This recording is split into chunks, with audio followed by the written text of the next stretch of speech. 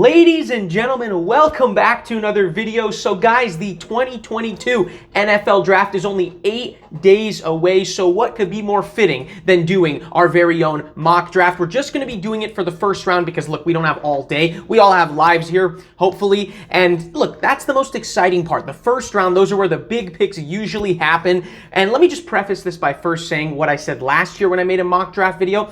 Look, I'm not Mel Kiper. I'm not Todd McShay. I don't dedicate almost every ounce of my being to scouting any player from any round that could potentially be drafted in this entire draft. I have other things to do, so I'm just going to give it my best shot, but I don't know everything about these players. I'm just going to be going by what I think each team, who I think each team should pick based on their positional needs, and then a combination of that and who I realistically think they're trending to pick. So a little bit of what I think they should pick and who I think they'll actually pick. So basically, guys, we're just going to be putting our own flair on it, and make sure to comment your opinions, guys, because this draft, there's no surefire number one pick. There's a lot of things that could happen. It's really, especially this year, a really unpredictable draft. So definitely comment where you agree with me, where you disagree with me. I'm pretty sure you can make a good case for a lot of players at pretty much any pick. So with that being said, guys, like I said, I haven't made Todd McShay and Mel Kiper-like preparations for this, but I do have some notes here, so I didn't completely come into this planning on winging it. I did do a little bit of preparation.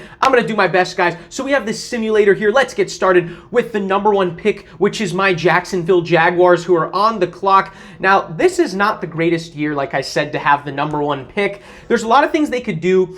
I wouldn't be too opposed to the Jags trading down, but I don't think they will because I don't think a lot of people really want the number one pick this year. It's not a super desirable year. However, there's a lot of superstar potential that they could go with.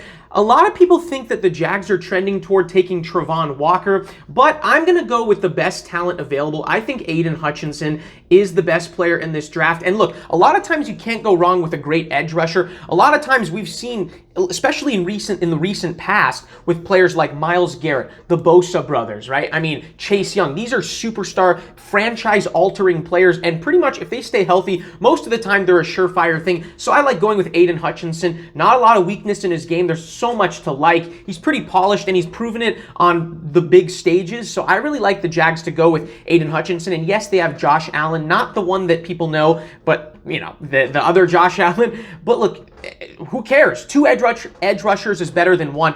This is one of those drafts. Go with the best player available. So I think the Jags should go with Aiden Hutchinson. Then the Lions are on the clock for the number 2 pick. I would also go with an edge rusher because the Lions need desperate help on defense pretty much everywhere. But you can't go wrong with an edge rusher. Look, like I said, these are franchise-altering players. They could go with Kayvon Thibodeau. However, he's been trending a little bit down. So I'm actually going to say the Lions go with Travon Walker, but they could go with Thibodeau. I think they're just going to go with the next best edge rusher available if the Jags take an edge rusher, which I think they're very likely to. Then that gives us the Texans at number 3. And I think the Texans, just like the Lions and Jags, they need defensive help desperately. I mean, their defense, especially run defense, was just awful last year. So I think they're going to go with Kayvon Thibodeau because you just have to go, I think, with the best player available. And yeah, pass rushers definitely on their priority list. That gives us the Jets at number 4. Now, there's been a lot of hype about Sauce Gardner, right? And he's I think before the Combine, look, the Combine changes a lot of opinions, right? A lot of people didn't have Sauce Gardner or Ahmad Gardner, Sauce, pretty cool nickname. A lot of people didn't have him as the first corner off the board, but he's been trending. He's becoming a popular player to be taken first off the board in terms of the first secondary player off the board. So I think the Jets go with Sauce because I think they definitely need to upgrade that secondary, and I really like him. So then that moves us to the next New York team, the Giants, on the clock with the 5th pick. And this is where I think the Giants, they have a glaring need at offensive line. Andrew Thomas, he hasn't been too good so far, and the Giants need to protect Danny Dimes. They're going to give him at least one more season. Saquon Barkley could not find a single hole last year. That's how bad their offensive line was. So I think the Giants go with Evan Neal, the Alabama product, 6'7", incredible size and athleticism for his incredible size. He's like 6'7", 360, ridiculous size. I think he's going to definitely improve their offensive line. Then we get to the 6th pick with the Panthers, and this is where things get very interesting, I think. Look, this is not a quarterback draft, but I think the Panthers have to go with a quarterback here because Sam Darnold, let's just face it, he's not that good. The Panthers actually have a lot of really good skilled players. Christian McCaffrey, when he's healthy, is obviously a superstar running back. DJ Moore, Robbie Anderson, they have good talent in their skill positions. They just need a quarterback to kind of maybe make them a little bit more competitive. Actually, I think a quarterback could be the missing piece for them to be competitive. So I think they go quarterback here. I think you have to. Malik Willis and Kenny Pickett are the two most popular picks to go first off the board. I personally like Malik Willis a little bit more than Kenny Pickett, but I think Kenny Pickett's trending towards the Panthers. They recently liked him. He worked out for them, and they really liked what they saw. I think it's a trendy pick that the Panthers go with Kenny Pickett, but Malik Willis would be a good pick as well. They have to go with the quarterback. And a lot of times what we see is teams reaching for QBs. Obviously, it's a QB-driven league, so that makes sense. I don't fault teams for doing that.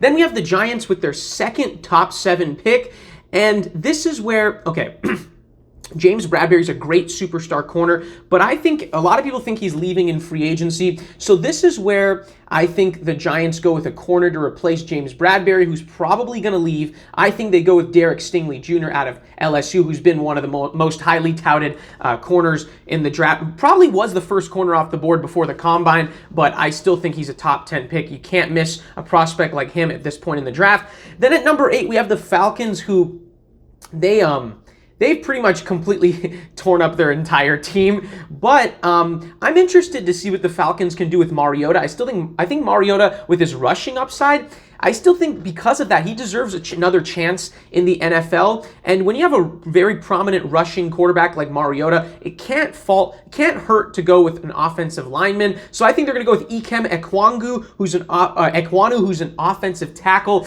And I think the Falcons are going to try to do a Lamar Jackson type thing where they draw a lot of set plays for Mariota to rush himself. And I like it. And you could use the most offensive line help you could get with a quarterback like that. So then that moves us to the Seahawks at number 9, and this is where things get interesting, really interesting. This is going to be unpopular. Obviously, the Seahawks could use a lot of things. They lost Russell Wilson. They lost Bobby Wagner, right? They've lost a lot. And like I said about the QB-driven league thing, I'm going to go bold, Malik Willis to the Seahawks. How do you like that? Because they're trying to trade Tyler Lockett and DK Metcalf, but as of right now, you're talking about one of the best wide receiver tandems, and Drew Lock and Geno Smith, let's just face it, those guys are never going to be star quarterbacks in this league. They don't have much or anything at the QB position. I think in a QB-driven league, it makes sense to reach for Malik Willis. Gotta love him off the field. His character, people have been raving about the type of person he is. That's the type of guy that I would love to have in my locker room and as my franchise quarterback potentially. And as a rookie, I would love to have DK Metcalf and Tyler Lockett to throw to. I think that's a good fit. You got to go with the most important position. So I think the Seahawks should go with a QB at number 9, and I think they're going to go with Malik Willis. The Jets have the 10th pick, their second top 10 pick. A lot of New York picks here in the top 10. So who do I think the Jets are going to go with? I would go with a wide receiver, and there's a lot of good wide receivers in this draft. I would go with Garrett Wilson from Ohio State. I think he's the best receiver in the draft at this point. I think Elijah Moore is a really good receiver for the Jets, but I think Denzel Mims is a complete bust up until this point. I don't see any star potential from anyone other than Elijah Moore on that team. You could give Zach Wilson a lot of help with Garrett Wilson, another Wilson to complement him and help him make the strides that they're hoping he makes this upcoming season. Commanders at 11. This is another team that has one really good receiver, but could really use a second one. So I think the Commanders are going to go with another Ohio State receiver. I go with Chris Olave here to complement Terry McLaurin. I think Jameson Williams is going to slip in this draft because of that ACL injury he had in the national championship game or in the college football playoff. I don't think he's going to play at the start of the year. So I think teams want a ready receiver at the beginning of the year who's healthy. So I think Jameson Williams is going to slip a little bit in this draft. Vikings at 12. The Vikings have a phenomenal offense with Dalvin Cook, Adam Thielen, Justin Jefferson. They really, the only glaring need on their team, I think, is secondary help. They're losing too many shootouts, guys. They got to go with the corner. I would go with the best one available, and I think that's Trent McDuffie. That's really what the Vikings need. They've been in desperate need for a really good corner for a while. while now. Then the Texans have the 13th pick, and I actually think Davis Mills definitely deserves another shot to start for another season for the Texans. I think he was surprisingly really good for them. So this is where I think they get him some help. Yes, they could use some offensive line help, but Laramie Tunsil's a pretty good lineman. I think what I would do is they need another receiver. I would go with Drake London. I'm a huge Drake London fan. He's got incredible size, and I think he has superstar potential. I really like the Texans to help out. I really hope they help out Davis Mills and get him a big-time receiver. So that moves us to the 14th pick, which is the Ravens. And the Ravens, their offensive line, which was once super elite, they've had some players get hurt. They've had some players leave due to retirement, some injury. That offensive line is not the same as it once was. So I would go with Charles Cross here. I think he's the best offensive lineman available at this point. So I like the Ravens to do that. Then at 15, the Eagles, they might go with a receiver as well. But at this point, I think when you get to 15, there's one player that I think is just too good to drop any further than this, and that's Jordan Davis. Fletcher Cox is still on the team as the nose tackle, but he's kind of getting old and his contract's up after this year. He might either retire or move on to somewhere else. So you got to get that insurance with Jordan Davis, who we saw at Georgia win a national championship. We saw him on the biggest stage. I think he's going to be a star in the NFL. Then we move on to the 16th pick, which is the Saints. And the Saints really would hope to have a quarterback available at this point, either Malik Willis or Kenny Pickett. But as I said, I've seen a lot of teams reach for QBs in previous drafts. I don't think one of those two guys will be available here. So I think the Saints get a little bit desperate, and I can't blame them. I think they take the next QB available, which is Matt Corral, which some people don't even think he'll be a first-round pick. But I think he will be because, again, it's a QB-driven league. I see GMs reach for QBs because it's so important to have a good one, and the Saints really need a good one. So I think they try to go with a QB here. Then we have the Chargers at 17. The Chargers have a ready-to-win team right now, but you can never have too much offensive line help. The Chargers need a right tackle, so I go with the best tackle available, and that's Trevor Penning. So he goes 17. I think that would complete the Chargers offense. That would give Justin Herbert all the protection he needs to potentially have an MVP season. All right, guys, so then we move on to the Eagles at number 18. And this is where the Eagles address their wide receiver needs. And Jamison Williams, despite his injuries, or his ACL injury, is too good to pass up. I think they go with him. They can generate a little bit of patience. The Eagles are kind of, they're a young team, so they can afford to wait maybe half the season for him to come back. Then the Saints have another pick at number 19. This is, I think, where they might address some of their offensive line needs. So I think they go with an offensive tackle in Tyler Smith from Tulsa, because Teron Armstead, I think, might be on his way out. He's kind of getting up there in age. He's going to be a free agent, and I think he might leave, so this is how they replace him. Then that gives us the Steelers at 20, who I'm sure would love to have a quarterback here. Unless they could, you know what? They could reach for a QB here. Maybe they go with Desmond Ridder from Cincinnati. I think he's probably a second-round pick. I don't think they go for him here at 20. I think they're going to go for the next best available, or the best available player, and I think that's Kyle Hamilton. A lot of mocks for a long time had him as a top 10 pick, but he did not have a good pro day or combine. So I think a lot of people think he's going to slip a little bit, and that's why the combine and pro days matter, because that can really affect your draft status. But I think the Steelers will acknowledge that he's still available, and they could use a good safety. I mean, they've not had a great secondary as of late. Patriots, I think the Patriots, with the losses of Dante Hightower and Kyle Van Noy, I think they could use some pass rushing. So I think they're going to go with the best pass rusher available, or edge rusher, George Karlaftis, who was just like Kyle Hamilton, was much higher in mock drafts. I guess they didn't like him at the pro day and combine. A lot of scouts didn't. I guess that affected his, or it's going to affect his draft status. We'll see, but I'd love to have him on my edge. I mean, he's a beast. He got so many sacks at Purdue, and he's been a beast. The Greek Freak wouldn't be the first time that a Greek athlete was underdrafted or was stolen in drafts later on, Giannis. And so I think the Patriots are going to get a steal here at 21. Then that gives us the Packers at 22. And guys, do I even need to say it? There is not a more glaring need than the Packers to take a wide receiver. I cannot emphasize this enough. Packers, please take a wide receiver. You needed one last year. Now you have the best wide receiver in the league in Devontae Adams traded. Finally, please take a receiver in the first round for a change. I'm going to go with Christian Watson. Now, I think this is a little bit bold at 22, but he's got great size. He's like 6'3", 6'4", and despite he went to North Dakota State, which means he didn't get a lot of attention on the television, but I think he could be a number one wide receiver. I really like him. That gives us the Cardinals at 23. They lost Chandler Jones. They could use some pass rushing, so I think they should go with, let's see, where is he? Devin Lloyd. I really like him from Utah. He can play as a pass rushing linebacker. He can play in coverage. I like the Cardinals to go with a versatile guy like him. Then the Cowboys are on the clock. They could do a couple things here. I definitely think they have to do something offensively. I think they could improve their offensive line, which has not been as good the last couple of years. But you know Jerry Jones. You know he's going to go with the exciting media attention pick. So I think he's going to go with the best wide receiver available, and that's Treylon Burks, who will, I think he's similar in size to Amari Cooper, who's like, he's about 6'3", so I think he'd be a good replacement for Cooper, who's now on the Browns. Then we have the Bills at 25.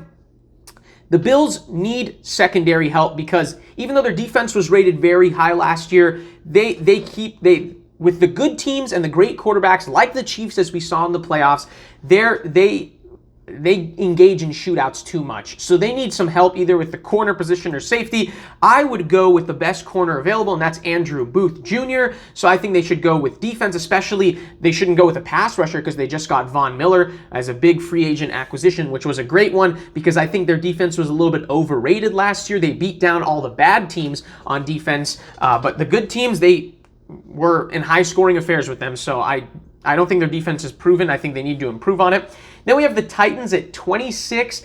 They do not have a good offensive line. Ryan Tannehill got sacked a lot last year. So this is where I think they need to improve their offensive line. I would go with Zion Johnson, not Williamson. This is a different Zion, although since he is an offensive guard, I think Zion Williamson would not be a bad pick either, considering his size. So either Zion would be pretty good here at 26. Buccaneers at 27. They're all about their offensive line. They're all about protecting Tom Brady. They did lose both their starting guards in free agency. This from last year, they lost both of them in free agency. They did sign Shaq Mason, but I think they have an offensive guard position to fill in, and I think Kenyon Green from Texas A&M will fill that in to get the maximum best protection they can for Tom Brady. Then we have the Packers with their second first-round pick here at 28, and this just goes to show, in my opinion, how much the Packers are in need of a receiver. Not only do they take a receiver at 22, I think they should take one at 28 as well. Go with Jahan Dotson, the second, or the best receiver available here. Because think about this. Last year, there was a glaring need for receiver, even with Devontae Adams, the best receiver in the league. Because Allen Lazard, I'm sorry to tell you, Allen Lazard fans, he's not getting it done, probably not as your second receiver. So it's time to completely revamp that receiver position. You know, get Aaron Rodgers the help he needs. Get him two young, good receivers with star potential. I don't want to hear about Marquez Valdez-Scantling or Allen Lazard as legitimate second receivers even. I don't want to hear it. They should draft two receivers just to make up for all the years they didn't draft a receiver in the first round, which gives us the Chiefs at 29. They actually have back-to-back picks here. The Chiefs lost Charvarius Ward in free agency. He was a very important part of their secondary, so they could use secondary help, specifically safety help. So I would go with Daxton Hill out of Michigan to fill that void. They're kind of like the Bills. Their secondary is not bad or pretty good against the bad teams, but against the great quarterbacks, they engage in shootouts. They could improve that secondary for sure. Their pass rush is very good, however, so definitely not as much of a concern as their secondary. Then the Chiefs, like the Packers, traded a top two receiver. I don't know what the Chiefs and Packers were thinking. Packers trade Devontae Adams, the best receiver in the league, in my opinion, and the Chiefs trade the second best receiver in the league, in my opinion, in Tyreek Hill. I don't know what they're doing, but I think even if there isn't a receiver worthy of the 30th pick here, I think they reach and use at least one of their two first-round picks on a receiver. I think, let's see, who's the best receiver here? There's a lot of options. I would go with, John Mechie wouldn't be a bad pick, but I would go with George Pickens. I've heard good things about him. He's from Georgia, so that means he's proven, right? I mean, from Georgia, you know, getting all that national attention. So I think he would be a good pick there. Then we move on. Sorry, guys, 1 second. We move on to the Bengals at 31. Now, the elephant in the room is that the Bengals obviously have to improve that offensive line despite getting to the Super Bowl because it was just terrible. Probably the worst offensive line of any Super Bowl team ever, but they did get a good amount of free agents to fix that problem, so I think the problem's already fixed. I think in the draft, they might address their defensive line here. So I would go with a nose tackle, and I think Devontae Wyatt's the best player available here as the nose tackle. I think he could really help their rush defense and their pass rush, which both weren't very good. Definitely, the Bengals were an offensive-oriented team, which gives us the Lions at the 32nd pick, which they got from the Rams for Mr. Matthew Stafford. And seeing as the Rams won the Super Bowl, that's why the Lions have the 32nd pick as well. I would get secondary help. Jeff Okudah has not looked good even when he's been healthy, which hasn't been often so far in his career. But even with him, they still need to improve their secondary. I would go with the best corner available, and that's Khair Elam. So guys, that is my NFL mock draft. I've tried my best. I think what matters more to me is trying to guess what position is taken in each pick, seeing if I could predict the right position. But obviously, this draft is going to be super unpredictable like they all are, and I'm just going to sit back and watch it and enjoy it just like the rest of you are. And speaking of that, guys, quick announcement, I will be live streaming, or I'm planning on live streaming the NFL draft on April 28th, so join me for that. Should be fun. We'll watch the entire first round. I think I might not live stream after that, but it should be fun, guys. This is my mock draft. Comment your opinions, where you agree with me, where you disagree with me. Let me know your own mock draft. And guys, let's enjoy the NFL draft. It should be fun like it always is. So guys, like the video if you enjoyed. Subscribe if you're an NFL fan, MLB fan, or NBA fan. We talk about all this on the channel. And guys, that's going to be it for today's video. I'll see you guys in the next one.